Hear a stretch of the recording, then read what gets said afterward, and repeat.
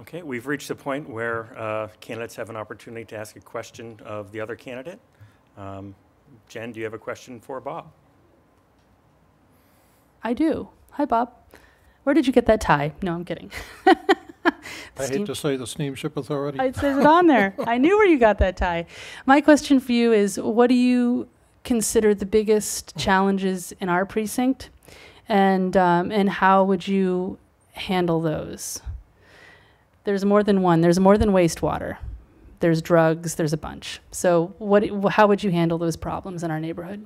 Well, our precinct goes from Kearsarge Lane, which is almost down to Craigville Beach, you know, through Green Dunes, through the avenues, through West Hyannisport, through Hyannisport, running north across on Pitcher's Way across to Mitchell's Way, and then doubling back to South Street and ending up at Baxter's Boathouse Club, which is really a great place to end if you've been out campaigning for the day.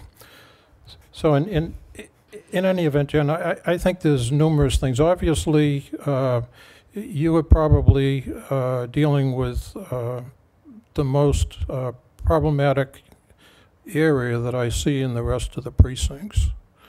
When I was on the council before, I had an area that was having similar problems, and the neighbors weren't getting along with each other. There was a drug house, and there was speeding, and there was several other things, and they kept calling, you know, I shouldn't say kept calling, they called me, you know, for help, and so I organized a meeting right here in Town Hall, put them together.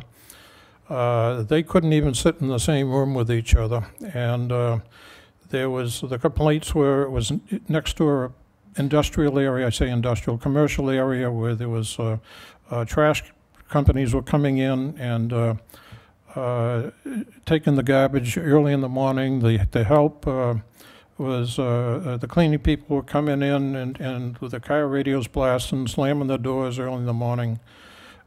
People were leaving their trash out on their lawn, sofas and things like that, and the speeding, and there was a drug house, which is an alleged drug house. I brought in the landlord, I brought in for the building, I brought in the police chief, the town manager, and sat down and we had a discussion. After the second meeting, everybody calmed down and was starting to work together. The people who had the trash in front of the sidewalks in their house removed them.